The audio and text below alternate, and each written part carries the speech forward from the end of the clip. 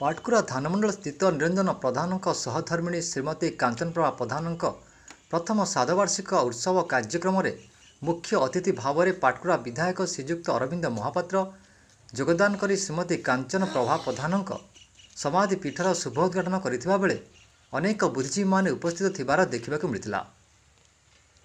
Bureau report ଆମ news Odisha.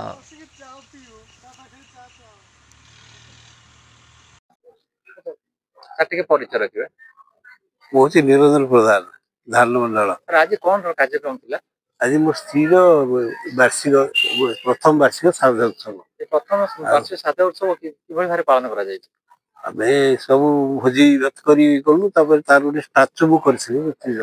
ସେ statue ଟିକେ MLA ଉନ୍ମୋଚନ କଲେ। ଆମେ ଦେଖିଲୁ ଆସନ୍ତା କାଲି ଆସିଥିଲେ ବିଜୟ ମହାପାତ୍ର ବୋଧେ। ବିଜୟ ମହାପାତ୍ର ଆସିଲେ ୟାଙ୍କ ଘରକୁ, ତୀର୍ଥ ଘରକୁ। ସେ ଆମ ଘରକୁ ତାଙ୍କ ପୁଅ ଆସିଲା, ସିଏ ଆଉ ଆସିପାରିଲେନି, 2 ଜଣ ଆସିଥାନ୍ତେ, ତେଣୁ ଆସିପାରିଲେନି। ଅତିଥି ରୂପରେ ଆମର ବିଧାୟକ ଆସିଥିଲେ, ସେ ବି ଉନ୍ମୋଚନ କଲେ। ଆପଣ ଆପଣଙ୍କ ପତ୍ନୀଙ୍କର ମୂର୍ତ୍ତି ଉନ୍ମୋଚନ କଲେ, କଣ ଆପଣଙ୍କର ମନରେ ଆସିଲା ଯେ ଆପଣଙ୍କ ପତ୍ନୀଙ୍କର ଆପଣ ମୂର୍ତ୍ତି ପ୍ରତିଷ୍ଠା କଲେ? ସିଏ ଗୋଟେ ଧର୍ମପରାୟଣ ସ୍ତ୍ରୀ ଲୋକ ଥିଲା, ପିଲାମାନଙ୍କୁ ମଣିଷ କରିଛି ସେଇ।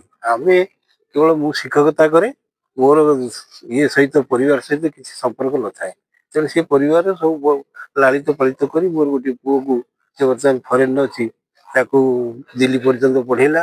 ଝିଅମାନଙ୍କୁ ଭଲ ଭଲ ଶିକ୍ଷିତ ଯୁବକ ବାହାର କଲା। ଆଜ୍ଞା, ମୁଁ ଯଦି କେବେ ଭବିଷ୍ୟତରେ ଜନ୍ମ ହୁଏ ସେଇଭଳିଆ ଗୋଟେ ସ୍ତ୍ରୀ ପାଇବାକୁ ମୁଁ ଆଶା କରୁଛି। ତାର କେତେ ବୟସରେ ସେ ଦେହାନ୍ତ ହୋଇଥିଲେ? ସେ 81 ବର୍ଷରେ ମରିଗଲା। ସେ ମୋ ଠାରୁ 2 ବର୍ଷ କମ୍, ଆଉ ସେ 81 ବର୍ଷରେ।